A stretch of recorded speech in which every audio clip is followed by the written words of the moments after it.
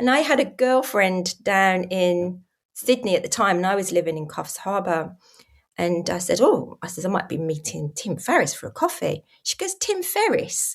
You know, I don't know if you know who Tim Farriss is, but he's like his entrepreneur guy. I went, no, not him, Tim Farriss. So she's Googling about Tim Farriss on her phone. And she was working in one of these storage unit places. She's Googling him, and Tim Farriss walks in.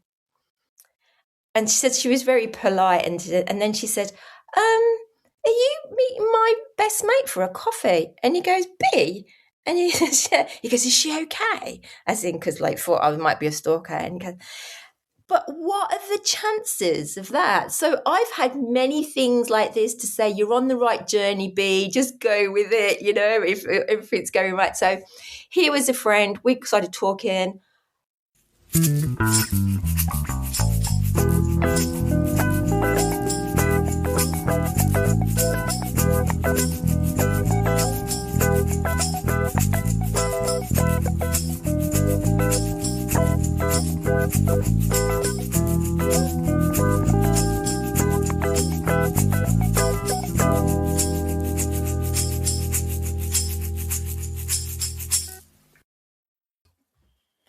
Hello and welcome to Pods Like Us. I'm Martin Quibell, known to my friends as Marv, and this time I am speaking, finally, I've been looking forward to this one for a long time, I'm speaking with B. France from, well, two different INXS podcasts, because, you know, some bands and artists, they deserve more than just one show.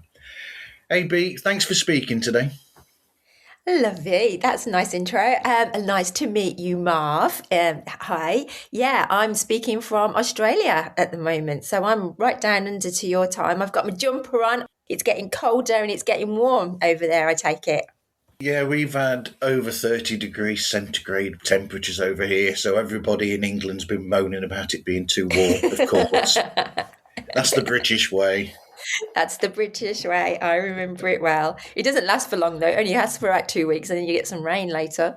That's it. It's going to be a washout for the rest of the year. There we go. We've already fallen back into the English talk about weather. You can take people away from England, but you can't take the England away from the people. No. I've only been here 22 years, though. What is your INXS story? What introduced you to them? I sort of know this from listening to your shows in a way, but it still has to be done. So yes, what is your INXS story? Okay, well, I was in Walsall in the West Midlands, and I was at college there, and I was a beauty therapist at the time, and we were studying. I had a girlfriend called Sharon, and she was very much into Duran Duran, and I liked them. I just thought they were a bit polished and a bit like not really me.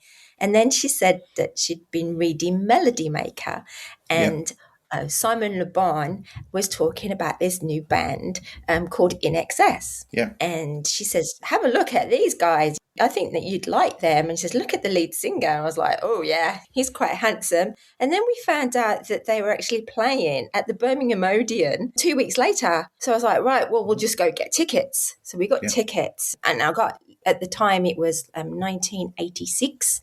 And it was the Listen Like Thieves tour. Yeah. So I went out and got the Listen Like Thieves album and played it to death. And I was like, right, I'm ready for this. I thought, I don't know, I was only young. I thought, they've only got one album, you know. Little did I know they'd had quite a few albums before that. Yeah. So when they came out, they were a right tight, polished band. Oh, my God. And everyone was just up on their feet, and it was just electrifying. And that was at the Birmingham Odeon. The last song on there, I just thought, right, that's it. I've got to run out and meet this band. And unfortunately, they were already on the coach, and the coach pulled away, and I ran after the coach, and I feel like I've been running after the coach ever since. But I can now say that, I've made it sort of on the coach in a way, and my journey starts from there, really. Well, you've definitely made it on the coach because, let's face it, the episode that you did where you were speaking with JD Fortune, one of the singers after Michael had passed away, It's even mentioned before the discussion starts. In the lead up to it, you and Hayden are both saying that you yourself are going to dinner or something with Kirk later on. Yes, I've had a few dinners with Kirk actually. We've even had Kirk. Well, we'll talk more about this, but my podcasts are more than just a podcast. And I'm Yeah. sure many of you all have podcasts that create communities, but I'm just very blessed that I've managed to create a community where we meet up for the anniversaries usually of either the podcast or anniversaries of Michael's birthdays or passing. And I organise coach parties. So we go and do the INXS sites and then we have a little party. And I was blessed for our 5th anniversary that Kirk came to the party. So Kirk Pengilly is more known for being the saxophonist in INXS, but he's actually a multi-instrumentalist and one of the main backing singers as well. He's like the alto to Michael. Yeah, completely different band, but you could almost say that Kirk is similar to like a Michael Anthony in Van Halen, where in another band, they could have been the lead singer, like Roger Taylor in Queen. They could have been the lead singer because Kirk's voice is really strong. Yeah, he's got a really lovely voice. It's not as baritone as Michael. Kirk was the singer to begin with at one point. And there was 2 bands. I don't know if you know this. There was Guinness, which was Yep. Tim and Kirk and a few others. And then there was Dr. Dolphin, great name. I don't know where that came from. And that was Andrew and Michael and Gary. And then they all formed together. So yeah, Kirk was the singer of Guinness for a while. In fact, I've got a couple of recordings of Kirk singing, which is quite nice. That's great. And if you get some of the singles, you'll find Kirk singing on some of those anyway on the B-sides. Oh, yes. Much like Andrew as well sung on some B-sides. Well, Andrew sings questions on Welcome to Wherever You Are. Very similar to Michael, but yeah, that's definitely Andrew. Yeah, it's interesting how it took that time for Andrew to sort of come to the fore vocally in the group. But then again, in a way, it's almost like, I'm comparing them to another band again here, but it's almost like if you're Brian May in Queen, are you going to sing your own song or are you going to let Freddie Mercury sing it? So if you're in INXS, you're going to let Michael sing your song most of the time, of course. Yeah.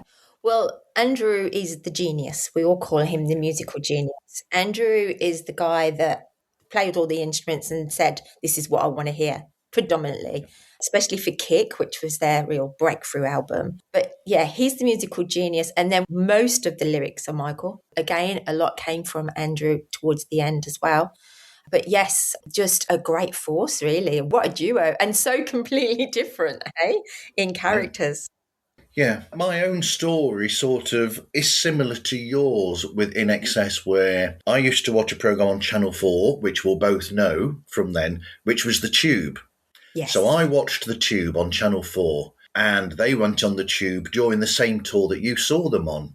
And they did Listen Like Thieves, and was it What You Need that they did the other song? I think it was What You Need, yes, because INXS Official re-released it in the last couple of weeks and renewed that footage. So yeah, you can go watch that again. But yeah, I think it's What You Need that was on there as well. I remember watching that with Paula. Paula was very smitten straight from the beginning, wasn't she? Yes. Yes, Paula Yates was very smitten. And yeah, because they looked like a pub, didn't it, that they were like in when they were having the chat and they were like leaning up a bar. And I don't know if you ever noticed, but there's 2 men behind. One of them looks a bit like Bob Geldof, but it isn't. And one of those guys is friends of mine, and he was friends of Michael's, but he was from Newcastle, and they used to get up to a lot of mischief on all of the UK tours. Yeah, they liked a lot of mischief, did the INXS boys. Not really surprised there. But the thing with me was I saw them on that show and their performance there, because all the performances, for the most part, on the Tube were live.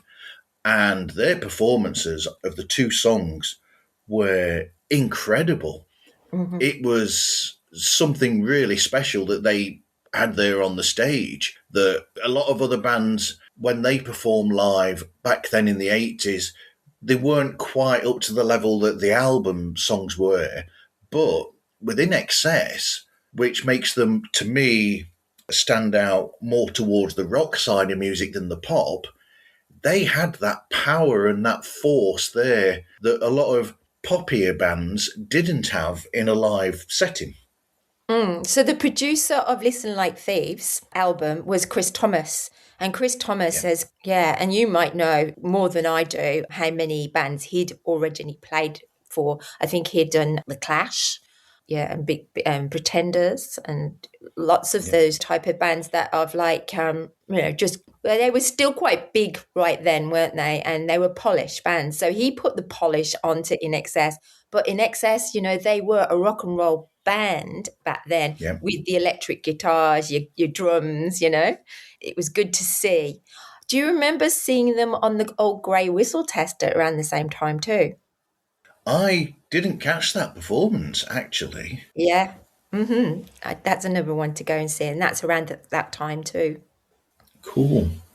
Chris Thomas, they must have been inspired in some ways because of their love for Roxy music, because Chris Thomas produced their first two albums, I think. Okay, yeah. It all goes hand in hand, then, doesn't it? Because Michael Hutchence became really good friends with Simon Le Bon, and then they came through that as well, didn't they? I'm not sure if Chris Thomas had any hand in Duran Duran, but Duran Duran loved Roxy music. You know what I mean? It's all in Yeah. the same sort of pedigree. Yes, the camp. Yeah. We're going all into tangents here, so we might as well just go into this as well. So you've mentioned Duran Duran, and the first episode of the second podcast you do for INXS, Listen Like Fans, the first official episode that you did there, the Australian music journalist Lars Brandl, you were speaking with him about the connections between INXS and Duran Duran, because he has that similar story to you where his introduction was a Duran Duran connection as well. Yeah, so Lars is from Australia, but he wanted to go to England after seeing Duran Duran on the TV. He's a big music journalist over here, tall as well. I must say, he's very tall. Um, and he wanted to become my first guest on my show. It went really well, and it was a real like 2-4. Like you play one of your tracks, I'll play one of my tracks. The best of and all different ones. It was actually really good fun. Really good fun to actually do that. I'd like to do that again if there is anybody out there. I'd love to do a U2 one or I don't know, anything. I'd like to do more bands against INXS's bands. Yeah, I liked that when you did the thing where you were saying, so he would pick a ballad by Duran Duran and you would pick the obvious ballad by INXS. Has to be that one. And all these, there were like comparisons with each other. And for concert, you picked Wembley, the famous Wembley Stadium performance of INXS. Yes, and I've just been off air with you and you said you've actually got the T-shirt. How did you get the T-shirt for Wembley? I don't know how I got that. My other half in the other room actually got that for me from somewhere, but I don't know. She's had it for years, but I don't That's know good. why. Yeah, so that the Wembley concert was more on the back of X. So Yeah, that would be in their sixth album by then. Michael was on fire. I mean, they all say it's like class A production because he used like amazing cinematography. There's a line by Michael saying that he only got paid enough to pay for his champagne bill because all the money went actually on hit the show on producing the but amazing that we can still see that now, and it's actually at the cinema sometimes, and it's on the TV. You can go watch it. Yeah, it's a great one. But like we say, I mean, Wembley, it was just moving, wasn't it? Like a force when they were playing a New Sensation, everyone's jumping at the same time. Fantastic. yeah. I should have prepared myself here because talking Oh, about live, I've got the red vinyl oh, for live at is it the Albert Hall from the oh, Listen yes. Like Thieves tour, and I've got it on Mm. red vinyl down there somewhere. which is a Beautiful. great concert, and it's a beautiful sounding concert as well on there. I was very excited about getting it, but when I heard it, it took me straight back to my first concert because it was the Yeah. same sort of lineup, really. I know they mixed it up a little bit, but because it's a live album, you just felt back being that teenager again and hearing your band for the first time. It was just perfect. We were very lucky that INXS, the band, all gave us a copy of that CD for our goodie Wow. bags that I gave out to everybody when they came to the coach tour and the party. Do you realise it's INXS's birthday next year? They're going to be 50. I do realise that because I also know that when the unfortunate thing happened to Michael, that they were discussing the anniversary tour back then as Yeah, well. 20th. Yeah. Yeah, that was a very sad day. I don't know if we should go there just yet, but no tears just yet. But the 50th will be good. I will be doing another party. I'm also thinking, well, definitely going to be doing a boat ride on the Sydney Harbour. So if anybody is out Cool. there that fancies doing that, we'll be all getting together and we'll be hiring a boat and playing the tunes and going underneath the harbour bridge and past the Sydney Opera House. It'll be really good fun doing it with friends. It's a stroke of luck in some ways that for now, for their continued journey and their material going out, such as that live album there, Mm-hmm. what's really good as well is the fact that they've got on board the incredible Giles Martin Yes. to help with this in some ways, because a lot of people will know that Giles Martin is the son of the late George Martin, the record producer for the Beatles. Mm-hmm. But with Giles, his work with INXS is sort of a passion project Yes. because he's always said that INXS was his band when Mm-hmm. he was younger. And that shows in the fabulous work that he's doing with cleaning up these recordings that have sort of like deteriorated over the years. And he's done a beautiful job of restoring them and bringing INXS music to new listeners now. Yeah, yeah. And funny enough, my next interview was with a guy, he's only around about 26 from England, and he's a big fan of INXS and collects all of the music, and he's just on the journey now. So like you say, it's reaching all the younger generation, which is great, isn't Yeah. it? This is what we want.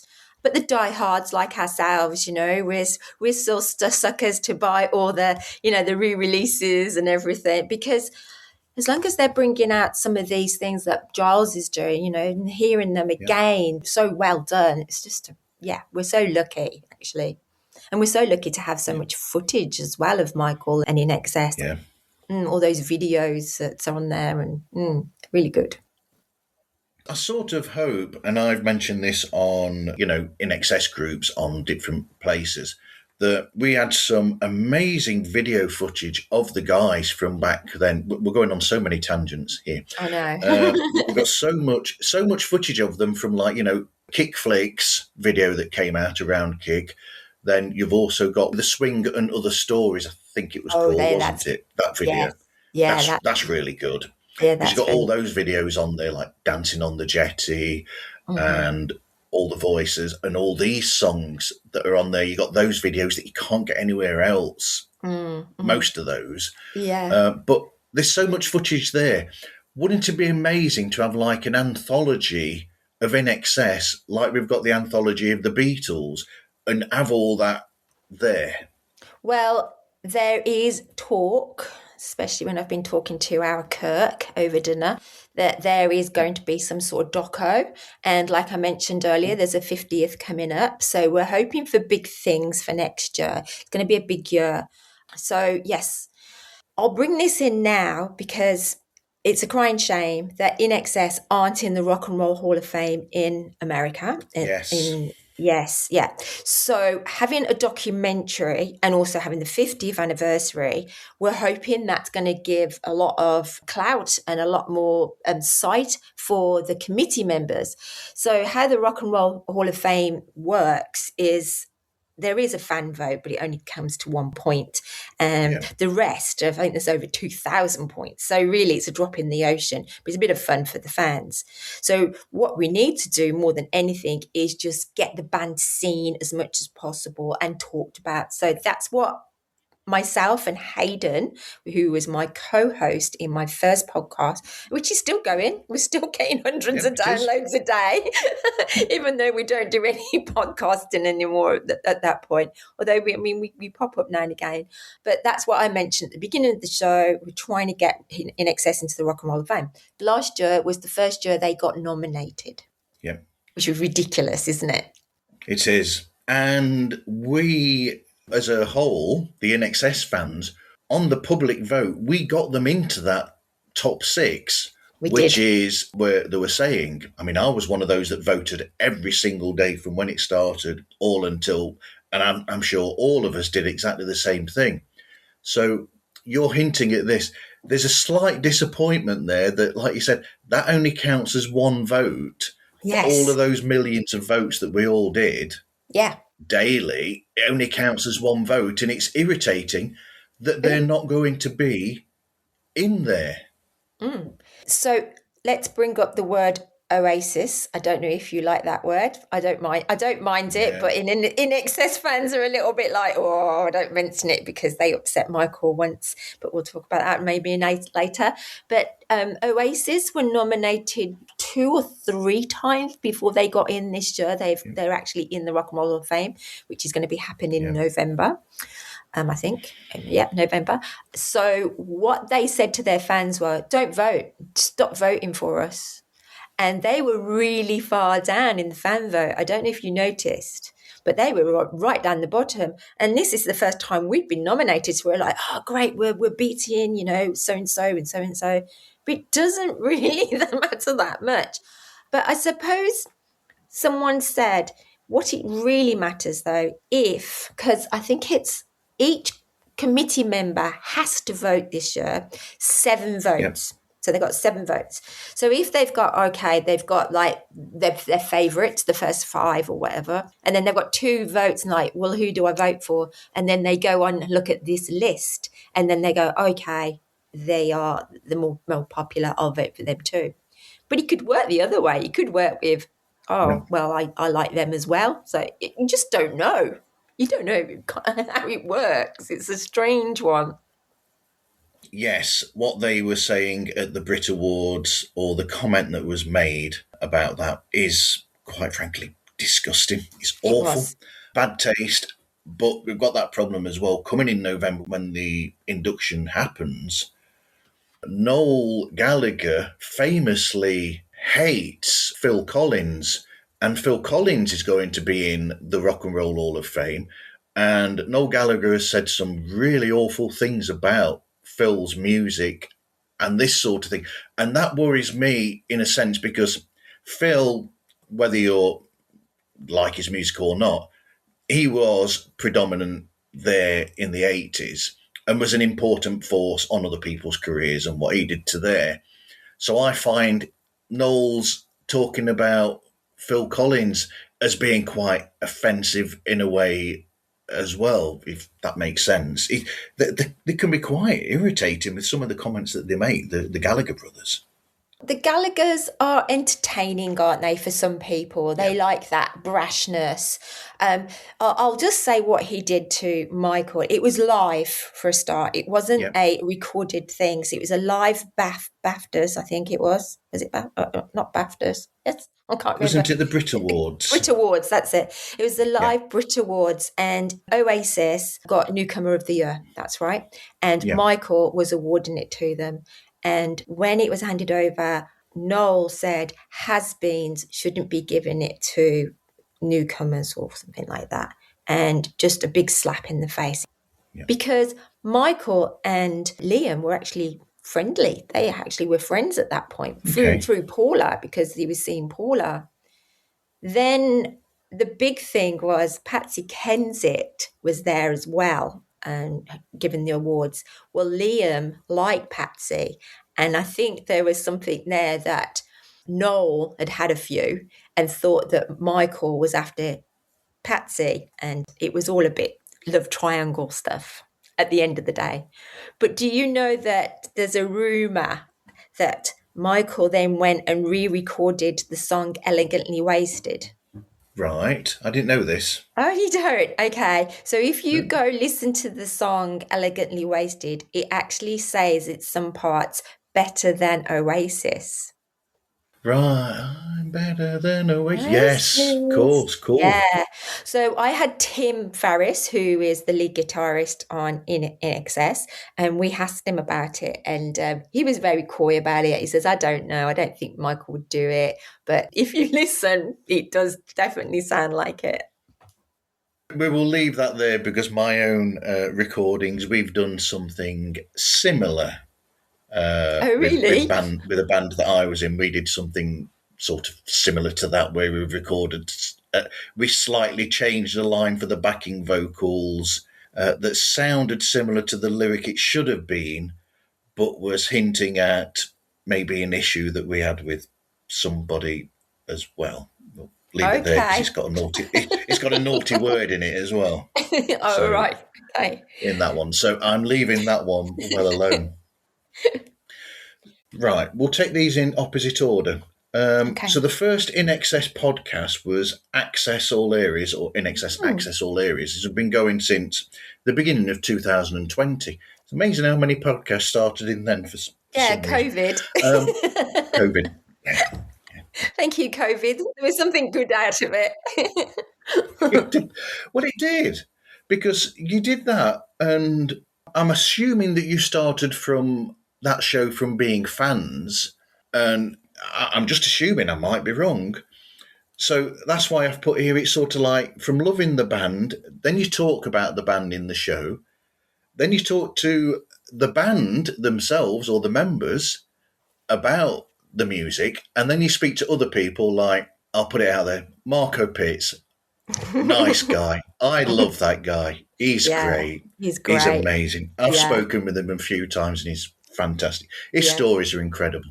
Yeah. The people he's worked with. Oh, wow. yeah. But it must be, because I know when I meet some people, it's like an imposter syndrome. When I do the music shows and I talk to people for that, I'm thinking, hold on a minute. I'm a fan and now I'm talking to this person. How on earth has that happened?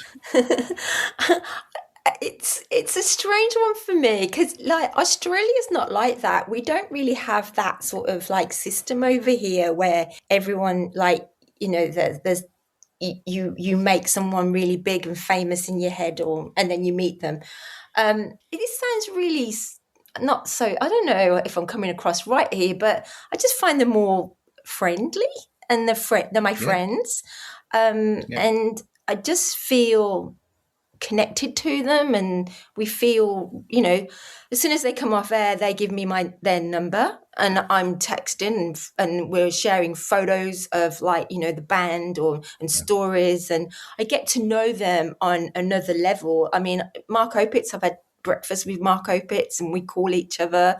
I class these people as friends. This is Australia. Australians are just so open and relaxed, and they're not big-headed. They're very humble people. That's what it is. And you feel relaxed around them. So I actually met Tim first before I even started the podcast. Okay. Yeah, so weirdly, and I was just on Facebook, and how my journey started was I had a Facebook page called Hutch Nation. Yeah. INXS fans love Hutch Nation, and I started that, and I just really loved it. I just loved finding things and researching and putting it out there. And then I saw this face, and it was Tim Farriss's face, and I just like asked him if he wanted to be my friend, and he became my friend. And before I know it, we were really good friends. You know, we were sharing stories and things. And I was like, how do you feel about meeting up for a coffee? And he's like, yeah, let's do that one day. And I had a girlfriend down in Sydney at the time, and I was living in Coffs Harbour. And I said, I might be meeting Tim Farriss for a coffee. She goes, Tim Farriss? You know, I don't know if you know who Tim Farriss is, but he's like his entrepreneur guy. I went, no, not him, Tim Farriss. So she's Googling like about Tim Farriss on her phone, and she was working in one of these storage unit places. She's Googling him, and Tim Farriss walks in. And she said she was very polite, and then she said, "Are you meeting my best mate for a coffee?" And he goes, "B," and he says, yeah. He goes, "Is she okay?" As in, because like thought I might be a stalker, and he goes, "But what are the chances of that?" So I've had many things like this to say, "You're on the right journey, B. Just go with it, if it's going right." Yeah. So he was a friend. We started talking. Hayden, I co-produced. Well, he's actually the main producer at the beginning, was because he had the ideas. We met on the red carpet of the film Mystify, which was a documentary about Michael by Richard Lowenstein. Yeah. He met me because I was doing one of those journeys coming from Calfstown to Sydney, going past like where the boys went to school, blah, blah, blah. So he'd seen my journey into the city and to this premiere. And we became friends. And then probably about 6 months later, he phones me and he said, "I've got an idea for a podcast. Do you want in?" Yep. And I'd been to see a reader. I don't know if you're into that, but I'd been a reader. And this reader had said, "You're in the wrong job. Whatever comes up next to do with entertainment, you say yes." So I said yes. Right. And that's where it all started. Wow. I don't know if that was the answer you wanted, but that was the beginning of the podcast. And then from then I had Tim, who could help me get some of the band members on, and Mark Opitz started listening to us, and he contacted Hayden, and then Nick Egan. I don't know if you know who Nick Egan is. Yeah, I do know Nick Egan, the artist and photographer. Yes, amazing. He's from England, originally from London. Yeah, and he was hilarious. He came on our show and he said, apologies, I've just been out to dinner with John from Duran Duran.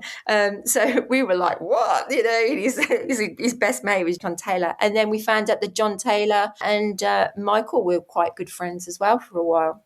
So it's just been wonderful, like, all these people popping up everywhere. That's so cool. Producing Access All Areas, it started as Hayden as the main producer. Yeah. Has it now been shared out and you've learnt more about that side of it? Yeah, so producing, I mean, we were in different cities. He's in Melbourne and I'm thousands of miles away from him. So everything was done remotely, and we had to learn a lot because of for it to be done in virtual ways, really. Yeah. He has no technical ability at all, none. I don't think he could even copy and paste at that point. So I do all of that side of it. So I do all the recordings, I do all the editing, I made all the jingles and all of that. I was the person that uploaded it. I'm the person that did all the marketing, and I'm the pusher. He came up with the ideas and he was the main host. So that's his part that he did. And he did a cracking job. And he's amazing. He's a very, very clever, intelligent man, and he can recall a lot of things, whereas I can't recall too much, but it is there now. And I learned a lot from him about INXS. I didn't really know that much. I just love them, Do you like INXS? Yeah, I love them. Why? I don't know. I just love them. But now I know why I love them, because of Hayden. So I thank him. Yeah, I have the same thing. I help out with a Beatles podcast. My favourite band is Queen. But we'll leave that. So I help out with the Beatles podcast, and they'll say, well, yeah, but you like them. And I'll go, yeah, but they'll come out with things. And I'm always stunned when they'll come out with things in the shows, or they'll have a subject and I'll be like, well, I like them. I didn't know any of all this other stuff that went with it all. Yeah. It's great. I mean, I talk about INXS daily, probably every couple of hours. I'll pick up my phone and then I'm talking to somebody else all around the world now. I've got fans everywhere. I think we're actually in about something like 40 different countries. And so it's great. People in Portugal and lots in America and Mexico, lots of into Argentina. And it's just wonderful that you can hear all these different stories. And now I've got the new podcast, I'm able to tell people stories. So I've got, not only that, I've actually got people like, I've got a guy coming on, his name's Todd, and he was John Farriss's drum tech. Fascinating. Nice. Now, if you'd have told me that I was going to talk to somebody like that, I'd be out my depth. I would be out my depth. But he's actually really an interesting guy, and I just couldn't get enough of it, really. It was really unique because he worked with the guy from Def Leppard as well, with the one arm. How technical Rick would Allen. that be? Yeah. Wow.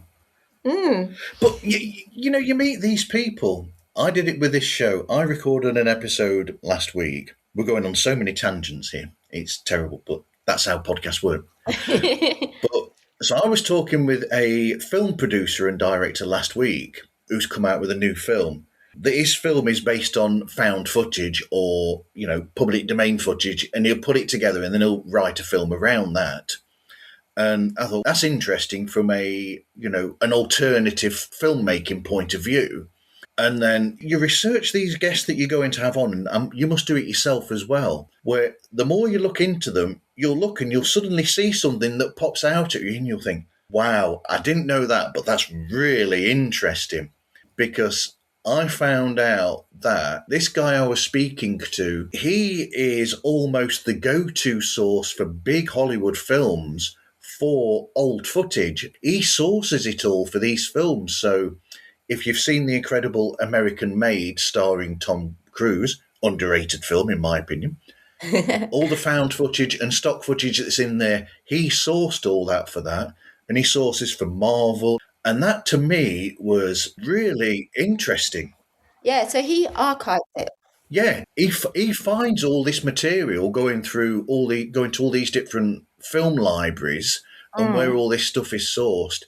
And then he's got a huge amount of notes at home about what this footage is, so that then when he gets somebody like Tom Cruise contact him and saying, oh, we'll look after this footage that will go with this, or this, because he's done 3 Tom Cruise films, I think, that he's done this for, stock footage. And he's got all this information so that they come to him and he can say, yep, I know where to find what you're looking for exactly. And then he'll go to it. And he's already transferred it all as well from tape to digital and cleaned it up to a degree. So it still looks old, but that I found really interesting. Yeah, that would be interesting. I love people like that. I don't know how you are, but I'm not very good at categorizing things and putting things away. They have to be out for me to remember what I'm doing half the time. So if I've got pieces of paper and everything everywhere, I'm a bit of a a scatterbrain. Yes, there you go. I do like my running sheet, but I think I write it and then I remember it. I don't actually look at it. I'm that type of person. So I like to get it in order in my head and then I remember it. Yeah. And then you've got it all handwritten, don't you? I do.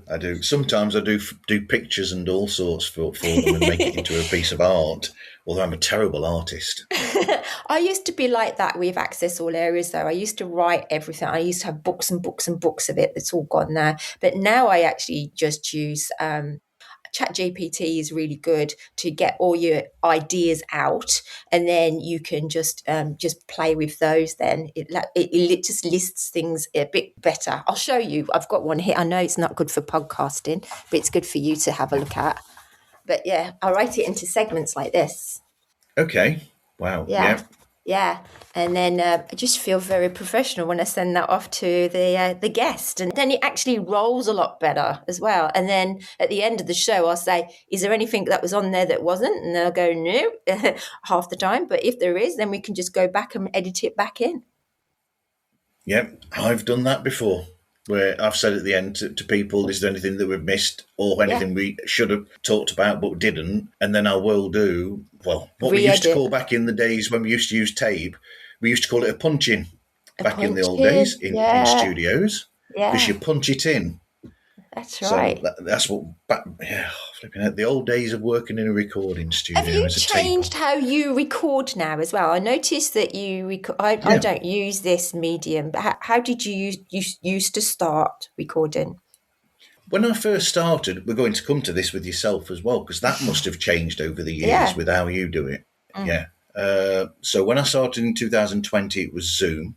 I still have a Zoom account because not for pods like us, but for some of the music shows, like Toppermost of the Poppermost, we will be talking to people who, I think this is an offensive way to say it, but some people who are older guests don't like making things confusing for themselves. So they are used to Zoom, where if I use something like we're using now, we're using Zencaster. Zencaster does something that when we first started doing this in 2020, we couldn't do in a way, which it will automatically record each person's film and audio on their own device so that there's no actual problems with it. Quite often you'll have a problem with the signal on Yes. these devices. So we get a clean feed for both, and then the edit is done using those separate feeds. So it's clean and it's pristine, and there's very little degradation of sound or video quality. So, yeah, it has changed because of that, because the technology has changed so rapidly over that time. And I think COVID has a lot to do with that. And the amount of people that podcast using these forums has built up as well. And I think so technology has changed because of that. It must have changed for yourself the same way. Yeah, I used something similar to what we're using today. It was a Yeah. Belgian company, and the name has escaped me. But so it wasn't video; it was just audio. So, but oh my gosh, it was terrible. Like each other was dropping out, and if he was talking, there was a reverberation, and I'd have to stretch. You'd have to stretch it to actually cut bits out of Yeah. the. Oh my gosh. I was up for hours trying to edit those in the early days. I'd love to go over them. I cringe now to go listen to them. They're probably not as bad as you remember, but at the time it's like No. pulling my No. hair out. And then I was probably having too many cuts in one take. So yeah, there was a lot of reverberations back then. I don't get any of that anymore.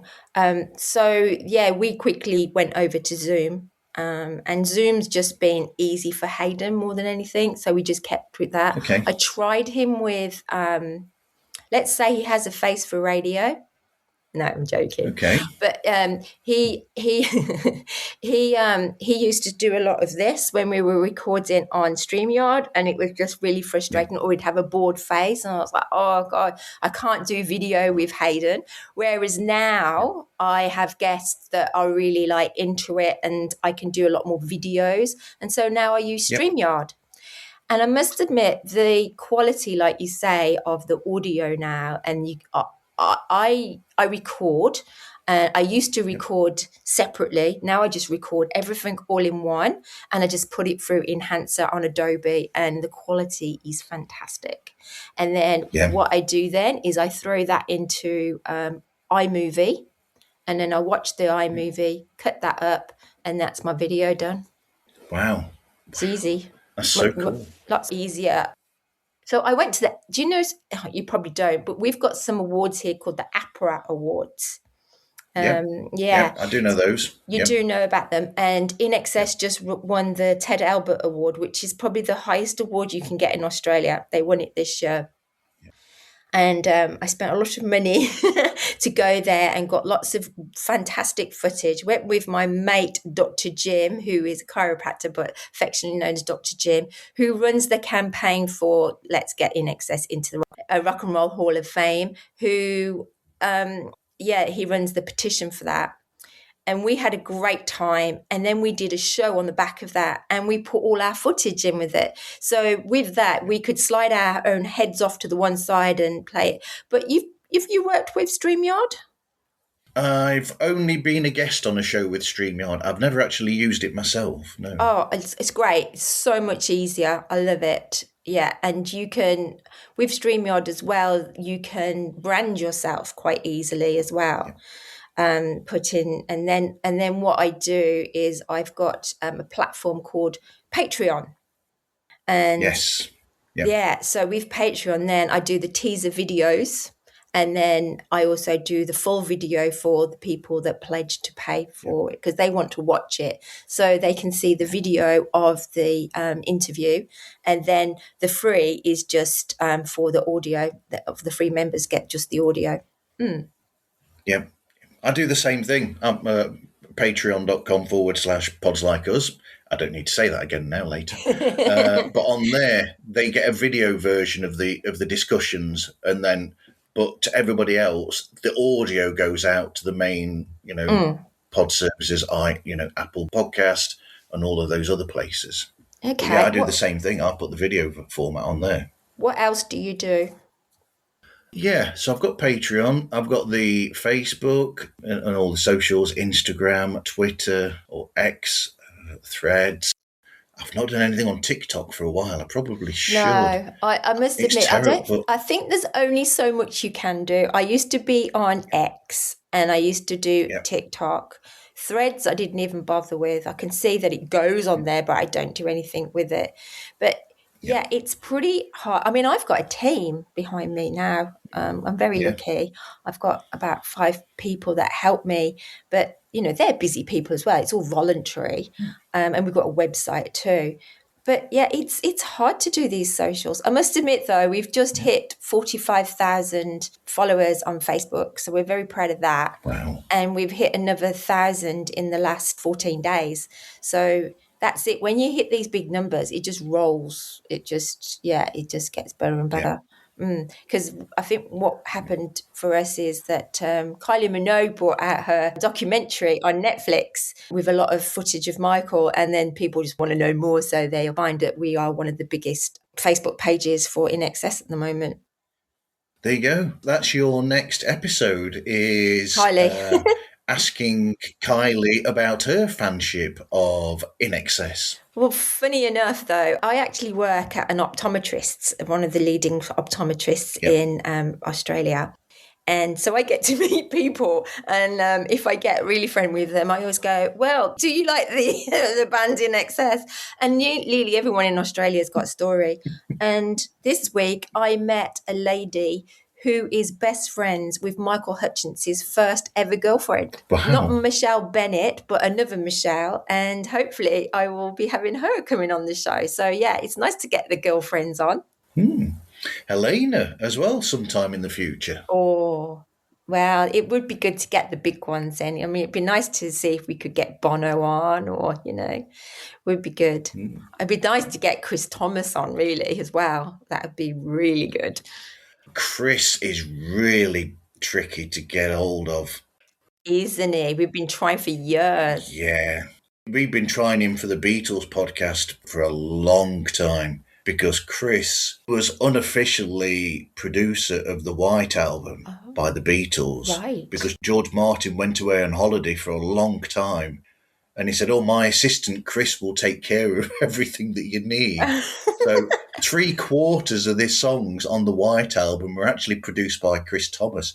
And his keyboard work is all over it as well. Yeah. All over that album.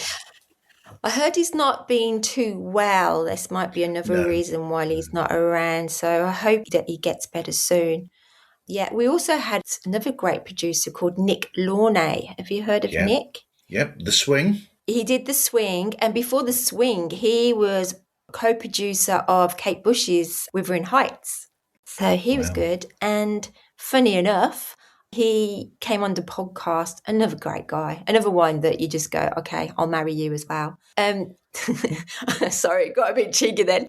So he came on the show and he was producing an album for Amyl and the Sniffers. Have you heard of these guys yet? I have not heard of them yet. Okay, yeah, well, you've heard them now. So Amyl and the Sniffers is fronted by a young lady called Amy. And she is an interesting girl. She's got a cracking figure, very blondie, meets punk, in your face, Sid Vicious, but with a darling heart, you know, absolutely gorgeous heart. She was at the Aria Awards, and I just fangirled it out when I saw her, and I just got a photo with her, and I went, oh, Chris, you know, I had Nick Launay on, and he did your first album, and she's like, oh my God, yeah, I remember that. So yeah, there was an INXS and Amyl and Sniffers like now connection with Nick Launay. It was quite special, actually. Wow. So many names that you're calling out. Oh, there. sorry. Wow. It's funny, you mentioned Queen earlier as well. And I Yeah. did a podcast with Nick Azaya, who came third runner-up to JD in the Rockstar INXS show that INXS did in 2004. He was Galileo in We Will Rock You. Did you know that? I think I remember that. Yeah. I loved Rockstar INXS. I thought that was brilliant. I wish we could still watch that now, actually, in some ways. Yeah, well, I can tell you lots more about that. I mean, you should listen to Mig's interview that I did anyway, because there's a lot about Brian May in there as well. Yeah, because it's really, really good. But yes, probably about 2 weeks ago, they've just done a reunion for Rockstar. Wow. In America, in Hollywood. Yeah. Wow. Unfortunately, it was live streamed. I might have a link to see if we got a recording on it. I'll see that for you if you like. But yeah, it was just a live performance. And we were hoping that they might come and do some more of that. But yeah, it was a cracking show, wasn't it? It was. Really good. Well produced. The band was amazing. They really were. Yeah. Dave Navarro's interactions with INXS when he joined them on stage and the band on stage as well. At the beginning. Oh, yeah. Yeah. Amazing. But Migs, you will not miss him if you watch the footage because the hair is everything. Yeah. When I was interviewing him, he was actually on a ship in Japan and he was just about to go and sing in Japanese. Wow. This is incredible, hey? What a rock star that you could, you know, is that able to sing in Japanese. Yeah, it really is amazing. Crikey. We're going to have to go back to this list of points that we've got. So the show logo, I liked the show logo for INXS Access All Areas, the first show, because it's sort of like is it cartoonised picture of yourself and of Hayden there and the wording there, which is classic podcastery, but it's also perfect for the show itself as well. There's been no need to change it over all that time. Yeah, so we were very fortunate that I brought his name up earlier, Nick Egan, who actually created the Kick album, the iconic Kick album of the Half Face of Michael and the boys. And we were friends, and he just did a caricature of me. And I says, I love it. I just love it. I says, can you put me in an INXS t-shirt? And he put me in the INXS t-shirt. And I says, I think I might want to use this for a logo. Can you make one of Hayden? And that's how it went. So it was just him playing around, making some caricatures, and then he came up with that. And then I just created the logo myself with the star. It had to have a star in it, and it had to be red and black. And it worked really well. Except I think I'm wearing the INXS t-shirt and Hayden's wearing the AA t-shirt. So we always used to be Hayden and B, but then it had to have B and Hayden because of the way that it was read on the actual logo. But that was quite good. And then the new one, which is Listen Like Fans, I took that from one of the pictures of the boys again. I silhouetted it, I darkened it right up, and then put the gold star and just made it come alive and exploded it. And I sent that to Kirk. I sent about 6 different ones for him to look at, and he chose that one. It jumps out at you in a way, almost a bit like, you know, how some of the INXS videos, especially during the X period, where it's coming out at you. Yeah, I wanted it to be alive. In the films, for instance. Yes. That for Listen Like Fans, which is inspired title. Got to say, that is really good. Thank you. It's almost like you can see where it came from, but nobody had ever thought about that as a title until then. You know, it's like those things that are there. Yeah, it says everything. You've got Listen Like Thieves, Listen Like Fans. I know. You know, it's there. But the whole picture jumps at you. Yeah. Well, as soon as I was like playing around with lots of things, because it was going to be for the love of INXS, because that's what I'm all about, you know. And then I was like, oh, and then Listen Like Thieves was my album that I Yeah. found them on. And then it has the listen in there. And then like, yeah, it's just, why not? It just works completely. So, is Listen Like Thieves your favourite album by INXS then? You know it isn't, because you I listen to my do. shows. Yeah, no, Elegantly Wasted is my favourite album. That's a great album. It's so good. And the more you listen to it, the more you fall in love with it. Yeah, And Hayden didn't understand why I loved it. He's always been a welcome to wherever you are's man. same. Yeah, Yeah. But why do I like Elegantly Wasted? I just found it was just that it's so mature. It's a manly album. It's looking into a man's life, which was Michael's yeah. life. It's very personal. I just love all the little sounds that they bring in. I feel like I'm in the desert one minute, and then I'm on that runway, going to an airfield. I'm going over to America, or, it's just an absolute beautiful journey. You close your eyes, and it's just wonderful songs. Don't Lose Your Head. Wow. It's just so aggressive and so punchy, but every word that comes out of Michael's mouth, you can hear. It's like you don't not understand him. He's so clear with his thoughts and how he pronounces things. Yeah, I just love it. Have you listened to it much? I listened to that album quite a lot, actually. I do like that album a lot. What's your favourite song off that album? My favourite song, it might be Everything, Oh, yeah, that's beautiful. because I just love it's almost an intimate song, and I don't know whether it's the video that does this to me or whatever, but in a sense, I almost see it like a love song between them and the fans themselves. Or Mm. that's the sort of feel that I get from the video, at least. The video is great because they're in this round thing where it goes around. It's like the old these motorbike things where motorbikes used to go around Oh, these things. yeah, Whatever. It's yeah. that sort of thing. That's what it makes me think of. So it's going around in a circle. The band are in the middle, and or the circle is that they are in, that keeps going around, and then you've got an audience on all these chairs. It's almost like an old amphitheatre type chairs where That's they go right. up and up Yeah. and up to what's it, and but you get interaction from the audience as well, or the people there.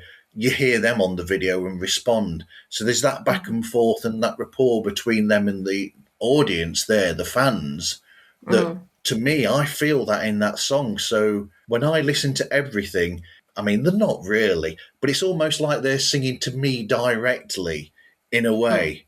Mm. Everything you do for me and everything. The And lyric is just, it's a beautiful song. it is. It's like you say. We say that it's Michael. If you listen to the songs, it's like Yeah. Michael's personal journey, like where he was going through at that time as well. One of the songs that he also sings on there is called "Searching." Yeah.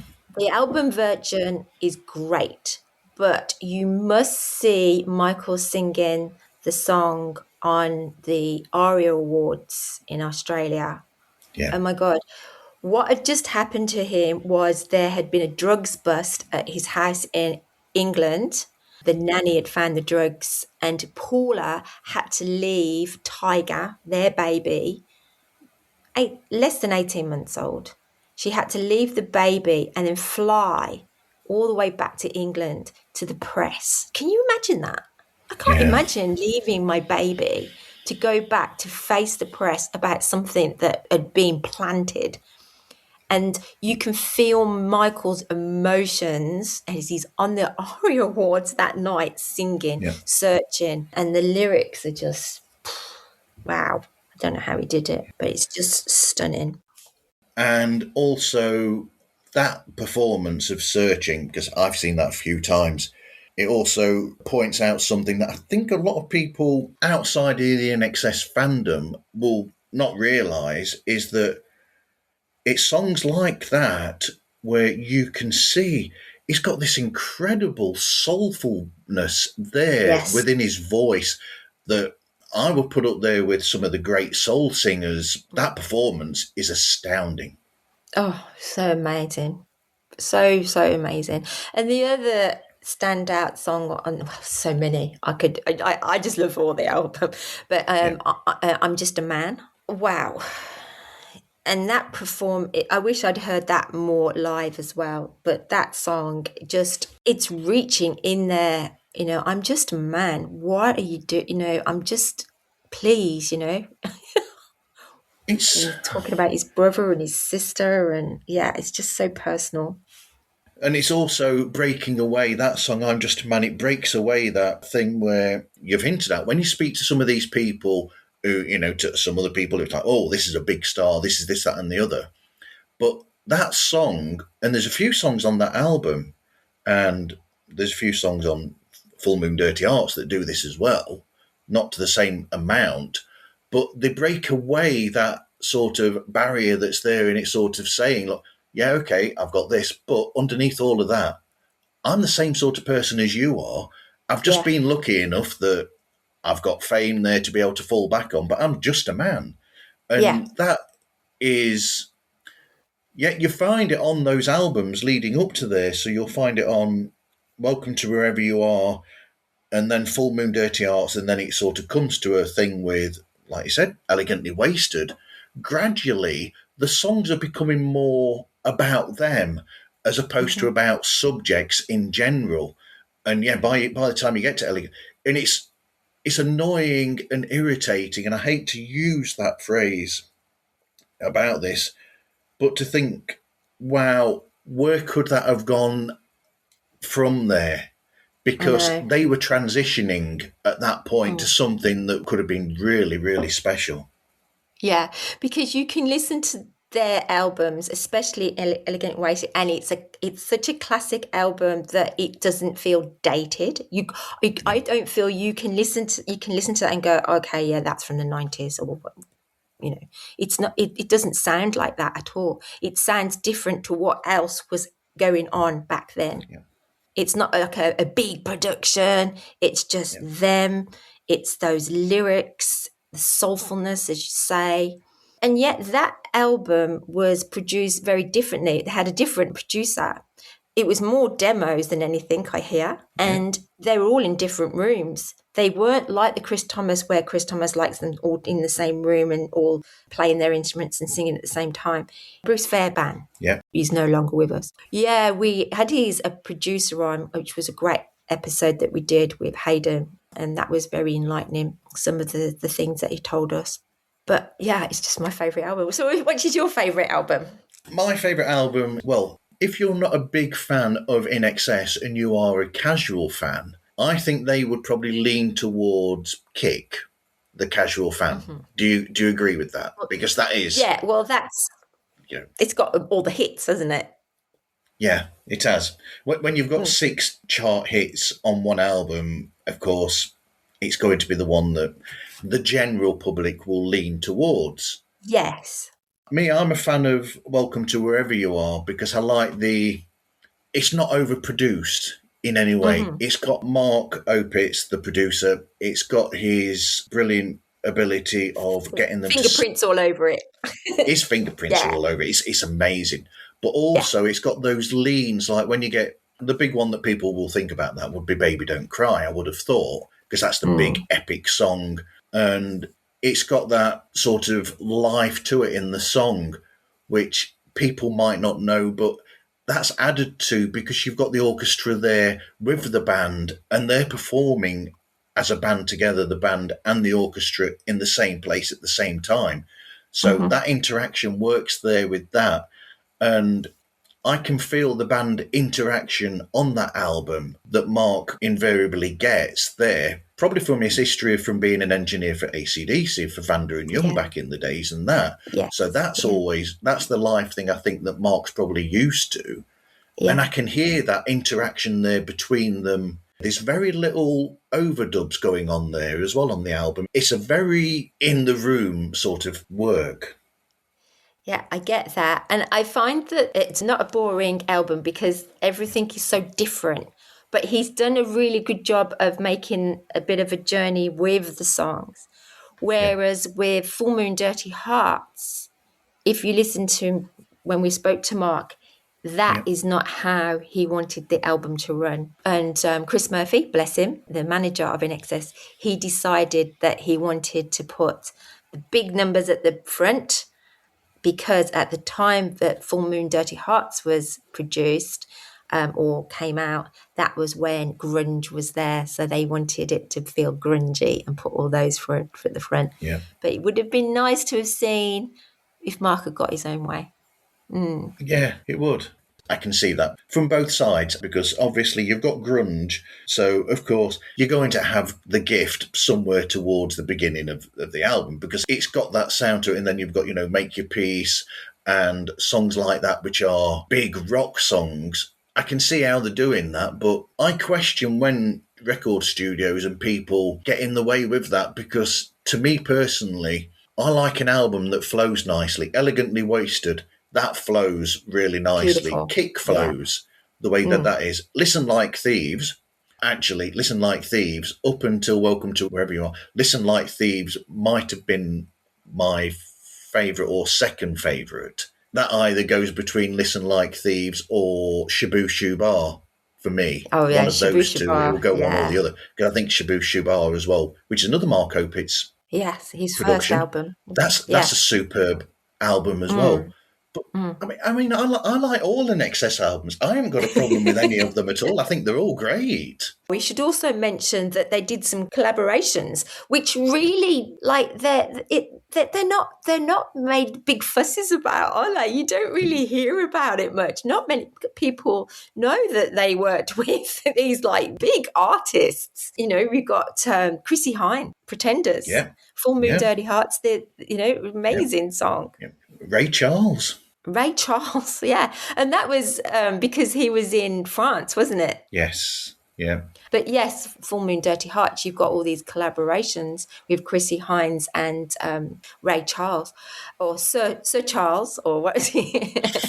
Yes. Mr. Charles. Mr. Charles, yes. That's right. Brilliant. So good. Yeah. Have you ever listened to the album that came out at the same time as the Mystify film, which was called Michael's Musical Journey?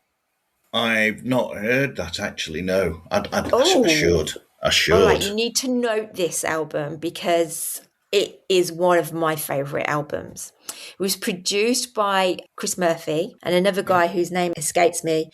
I heard that this producer was trying to do the right thing for Michael, and he was on his hands and knees at some points crying, trying to get it right for Michael and just like really feeling it. And you feel it is a big passion piece, this one. So there's not many albums like this, but it interludes a little bit of audio, and then it'll do isolated voices of Michael. So they'll take the music out and you're just hearing Michael singing What You Need. Oh my God. This album is a great one for a long journey in the car, a bit like your podcast. You put this album on, and I swear not, you will find something different every time you press play on that recording.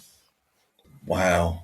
I'm looking forward to getting to listen to that. When I come back to the edit of this, I'm going to note that down. Yeah, it is. Check it out. It's I've got the Gatefold album and it's on vinyl, so it's 2 vinyls.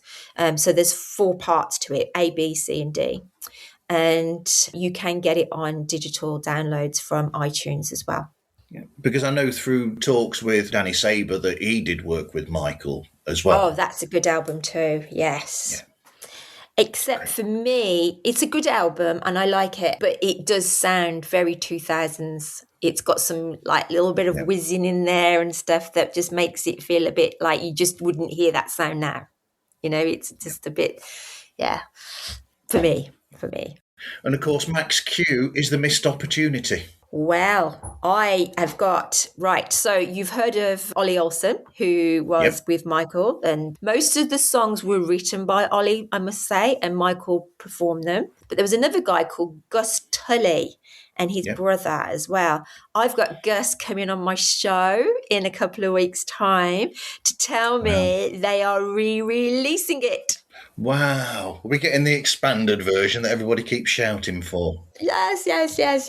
I speak quite a lot with another guy called Bruce Butler, who actually was Ollie's manager for a while, and he says that I will be the first person to be able to mention the proper dates that come in and everything. But yeah, we're over the moon because it got taken down. Maybe I might leave it for the podcast, but yeah, there was talk, and you just can't find it. If you got the vinyl, yeah, you got the vinyl, but you can't get it on iTunes for love or money at the moment, but it will be there soon. Cool. That's great news because sometimes Haute Venroute and Way of the World, you could just name all these songs that people need to hear and they can't. Ghost of the Year. Yeah. Ghost of the Year. Yeah. Incredible songs. Incredible. I mean, even Andrew Farriss, after hearing Michael sing that, which was Michael's Arcadia, Duran Duran did Arcadia and the Power Station. Power Station, that's right. And that he said, your voice, sing like that on the next album. And that's what happened. It is. Yeah. X, which is the next album they did after that, has got a lot more soul on it, a lot of soul on that album. Yeah, which a lot of people call Kick Part 2 more than X. Yeah, I think that's a bit rude. Really? It is rude. I'm glad you said that. I don't like that myself. I don't like it. But it's good because it comes back to that circle again when we talked about Wembley. A lot of the hits from there were on there, and John Farriss, the drummer, managed to get some of his songs on X as well, which was awesome. Yeah, Disappear. But I mean, when you look at songs on X, such as The Stairs, which is an amazing song, but I can see how Michael's journey vocally in Max Q would lead to his amazing vocal performance on The Stairs and on By My Side and songs like that are on that album that have got this. His voice really shines through songs like that on X, and I think it's him getting that bit of a breather with the Max Q that sort of led to him bringing his voice to the fore even more. Yes, I've just released another episode with INXS's massage therapist. I don't know if you've heard it yet. Yes. And she was their naturopath. Oh, wow, it's a great insight. So she ended up making some drops for Michael to help with his throat. With his notes. And to help with his range, So she and Kylie Minogue actually said that was one of the things that he said, I've got some of these throat drops. And that was one of his chat-up lines to her. And it was these drops that this naturopath that I ended up interviewing this week talk about. She's quite an amazing guest, actually. Very different to all the producers and the band and people that knew them. And I've had the techs on and the rodeos and crew and managers. But to have a massage therapist, that's quite an intimate job, hey? Yeah. So it's a very interesting episode. I'll tell you that. Well, you have mentioned a lot of standout moments during the shows that you've recorded. Is there somewhere where you think this is the episode you need to listen to or the talk? The one that I enjoyed doing was the Max Q. I really enjoyed that because we were allowed to play the songs in full as well. Wow. So we do play a lot of music and access all areas. If we're talking about access all areas, we're talking 5 years of recording, and we did it every week. I must say I did burn out towards the end because it was a different type of show, as in we had segments, we had a news in there, a weekly news. We'd have fun parts. We'd go sometimes for 2 hours, and it was a lot of work, but they were good. And for that alone, I'd say just listen to the whole lot. But for fans, I know that they love anything to do with Mark Opitz because Mark just knew so much. The Nick Egans as well, because he was a good friend with Michael. His episodes are fantastic. But Listen Like Fans, my new podcast, Andrew Lambie will be coming on soon, and we will be talking about the holy grail of INXS top 10 things that you can collect. So he's a massive collector. That is going to be an awesome episode. The massage therapist, another one. Todd. I mean, they're all great. I've enjoyed all of them. But my standout one was with a guy called Chris McKay. Okay. Chris McKay is a fan that gets quite emotional. And for a very long time, when Michael passed away, he couldn't listen to INXS music. He wouldn't go to any tribute bands or anything. And I met him at an Andrew Farriss concert, because Andrew Farriss is now doing country music. Yeah. And I went up to Brisbane or the Gold Coast, and I got into the green room to go meet Andrew and just walk past everybody. And this guy just watched me go past with his mouth open going, who the is she? He just walks in and walks straight into the green room. So he sees me come out and he follows me and comes over, and he literally tells me his story about INXS, which he retells me again in the podcast. And he just lets it all out and he starts crying. I've never seen a man cry, because he was so in love with INXS and Michael. And this man's married, he's got children, he's not gay or anything. But his episode there's a lot of fans out there that can't go past Michael. They won't listen to anything, know. And this episode with Chris will help. It will really help. Yeah. So if you're thinking, why is everyone talking about INXS? Michael's passed away. That's it. They shouldn't be doing any more music. And I hate that. Yeah. I hate that people think that. These guys were together before even Michael. They were in different bands. They were playing music when they were at school. They were kids at 12. They all met when they were around about 12 years of age. They were grown men when Michael passed away, and they just want to keep playing music. And they were like coming up to their 70s now, Yeah. So if there's one episode, I'd say go listen to Chris on Listen Like Fans. Yes, because if you go on an INXS forum and you even try to start talking about Switch, you will get quite a divisive reaction. Oh, yes. There's a couple of triggers, like Paula is another one. If you talk about Paula, that's a misconception for me. In fact, today I was at work and I had the lighting guy from Kiss come to see me. Okay. As you do.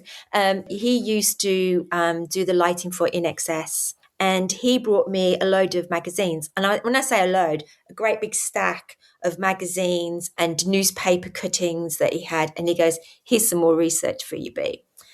And the one that fell open was an interview with Kim. Oh my gosh, her surname's just gone away from me. But she was the last person in the room with Michael. Yes. Yeah.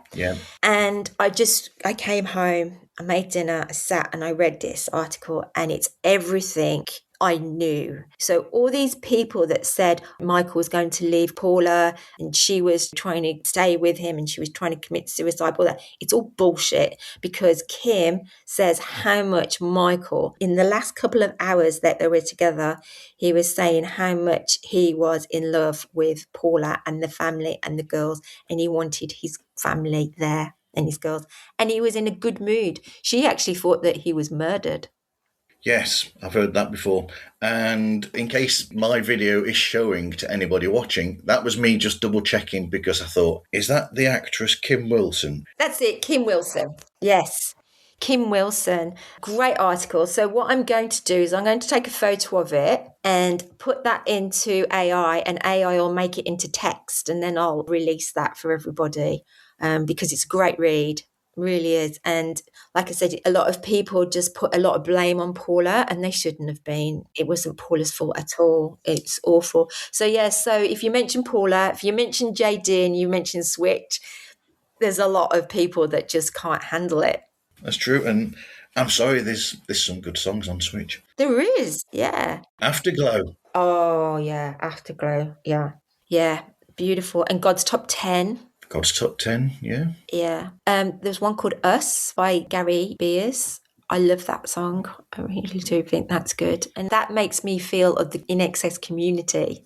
Really good. Well, they've all actually got songs on there that they all wrote together and apart, for that album. It's a group written album in a way. There is one more album that we haven't spoken about. Well, there's actually two because you've got It's quite a few. actually three. Yeah, but We've got the first INXS album, yeah, self-titled. yeah, Underneath the Colours, the second album. yeah. I love that album. I think things like Stay Young on there and the title track Underneath the Colours are amazing. Horizons on there. I've got to say, Horizons is a really clever lyric. Yeah. That's an amazing lyric because the verses, so the first one or two lines from each verse, this is where I noticed this, and I'm sure you've noticed this as well. The chorus of Horizons is based on the first one or two words from each verse, which is really smart. Okay, I have to re-listen to that now. It's one of those albums that I don't listen to in full all the time, but then when you pick up a song, you're like, oh yeah, Horizons is really good. I like Learn to Smile as well. Yes, I like that as well. And also Night of the Rebellion, the Kirk Pengilly co-write on there.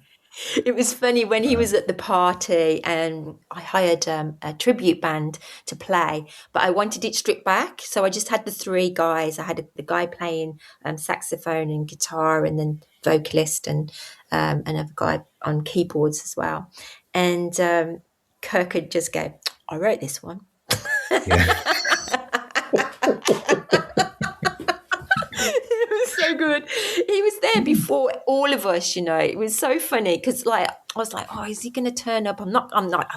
All day, I was like keeping it to myself, and was on the coach going from the hotel to the venue, and I got a message say the alcohol has not arrived for the bar because I'd got this cocktail waiter. I'm like, oh my God! So I was there trying to work out all of that. And everybody else had gone in. And by the time I got in, they were like, did you know that Kirk was going to be here? And he was there before everybody else. And he didn't leave till 4:00 in the morning. We had to get him home. Yeah. So we've got the self-titled debut album, INXS, which came after the single only We Are the Vegetables and Simple Simon. Yes. So you had that, then you had the self-titled debut. Then there was Underneath the Colours, which is a really great new wave album, in my opinion. Then you've got Shaboo Shubar, to me, one of their great albums. Yes. To me, which you've got The One Thing, Don't Change. Is that the first co-write he's got with John there on there as well, with Old World, New World? Oh, yes. Good spotting. Yes. We spoke to John about that. He was very happy that that was spotted. Great lyrics, actually, if you listen to them. Really good. Yeah. I remember them talking about on a video that they were on about Shaboo Shubar, and they were saying that it was based on a saying that Tim had come up with. Or he kept saying Shaboo Shubar this, Shaboo Shubar that, and they came up with a song with it, and I'm trying to think, what happened to that song? Yeah, I know. That's another one that I want to speak to Tim about one day. I need to get him back on. Haven't spoken to him properly for a while. But yeah, it's I think it was like you say, it was more like do it Shaboo Shabaa, Shaboo Shabaa. It's very clever. Very clever. That's a great album as well. I love Shaboo. Like I said, one of my favourites. Then after that, you've got The Swing, which I think everybody should buy every album by INXS. I'm not going to pick one out. Just buy the whole lot. Because that's got so many hits as well. Yeah. Well, there's 11 studio albums. Plus, there is the album called Original Sin.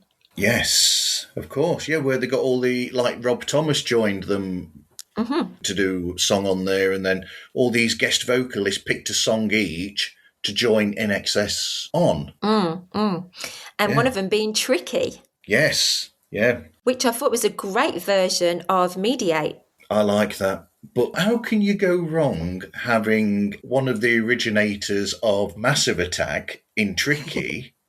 How can you go wrong with having him do Mediate? I mean, that's the marriage that should have been for a long time.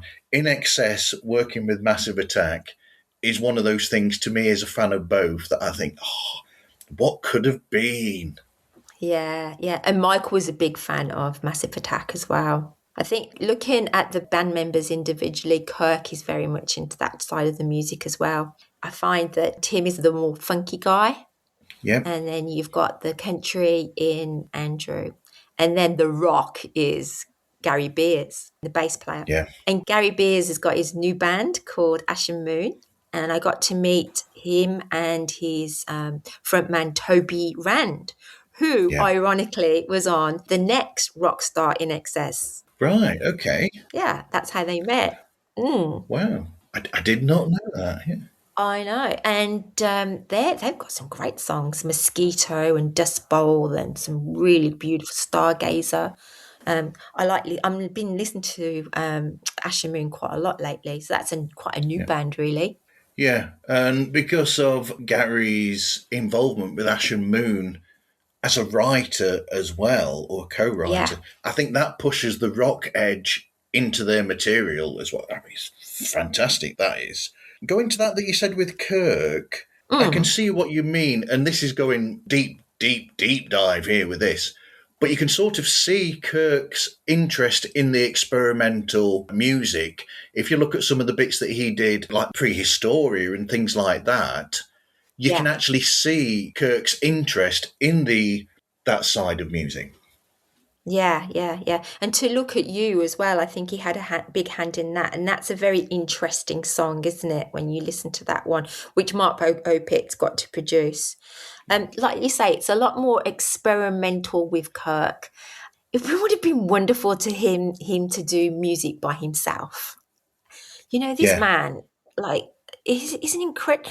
But when you meet him, you wouldn't think he's a rock star. Honestly, he's just the most kindest, sweetest man you could ever meet. So kind. I met his daughter, and she's just a chip off the old block, just as beautiful and kind. And yet, this guy can pick up an instrument, the saxophone. I'm not sure if he can play drums, but he can sing and plays all the rhythm. And when you look, he's actually playing more of the guitar than anybody. Like, you think that Yeah. Tim's playing the lead, but actually a lot of the lead is coming from Kirk too. Yeah.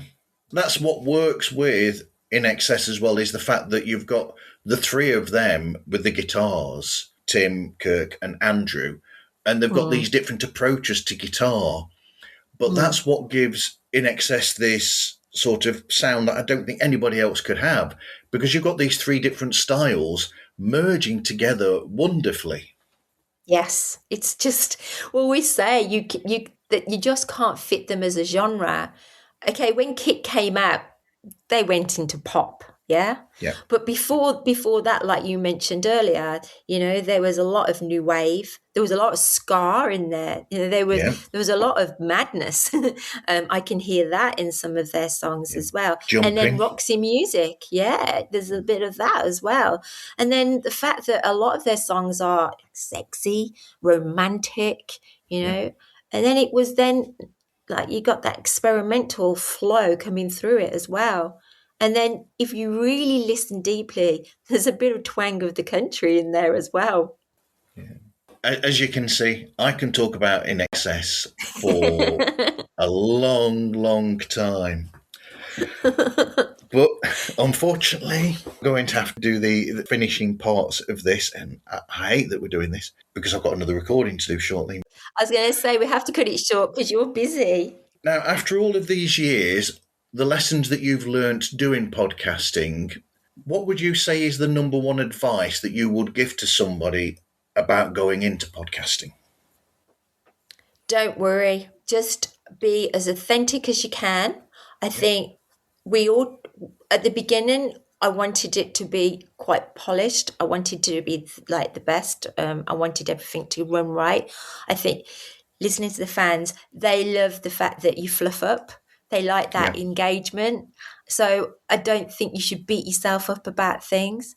We're so lucky now that we've got the tools that can enhance our voice so we can sound more radio anyway. So I don't have as much equipment as I probably did before. And I was like, oh, I need this, I need that. You don't. I've actually got some AI glasses now I use as well. Okay. And through my AI, yeah, they're pretty good. Through AI, you can do it. And if it's using your phone, it's the only thing, it has to be through your phone.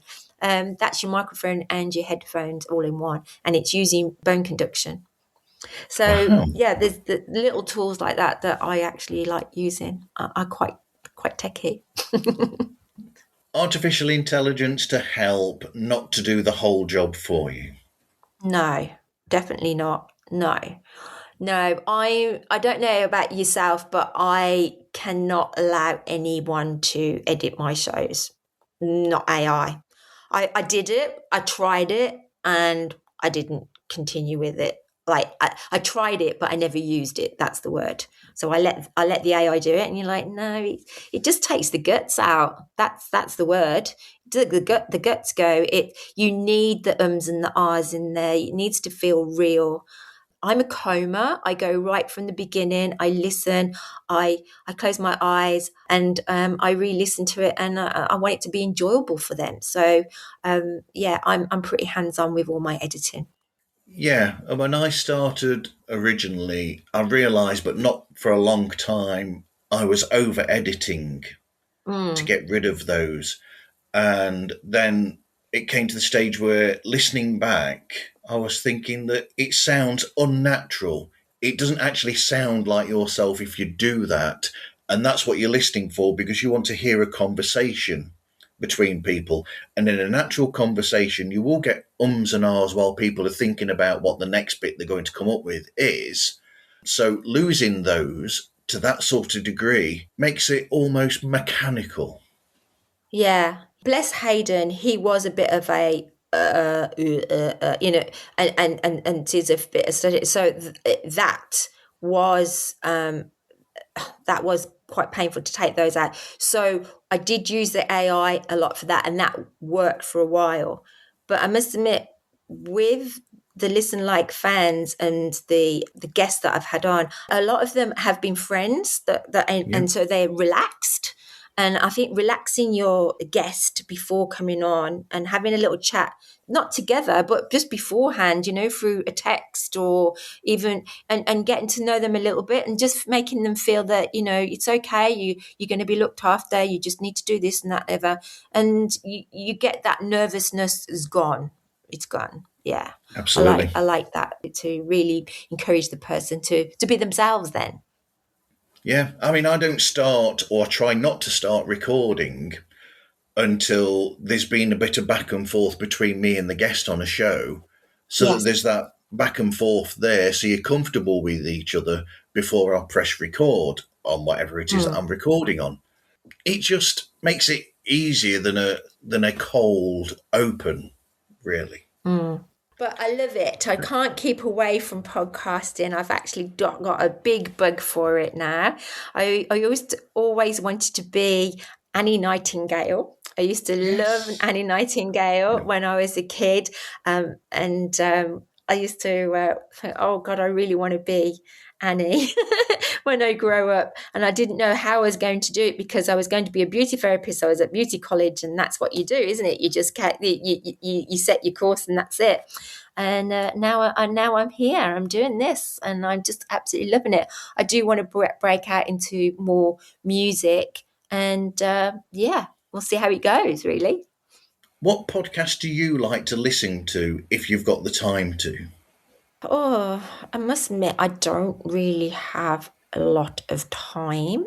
While we were doing the getting INXS into the Rock and Roll Hall of Fame, Yeah. we were on a lot of podcasts. So I was listening to a lot of their stuff as well. So there's one called Rock in Retrospect. They're very Okay. good. And then Who Cares About the Rock and Roll? They are awesome. So I like listening to those guys too. Both of those are American. And yeah, that's about it, really. Sorry.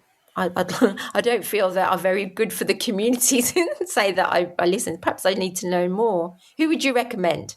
Do you know what? Because of the Australian side of this, I'm going to say to people that there was a really nice limited series that came out last year where a I'm going to feel really awful because I can't remember the name of the Australian journalist, but he interviewed Harry Vander, the record producer Oh, and the man yeah, behind, yeah, yeah. the Easy Beats Yeah.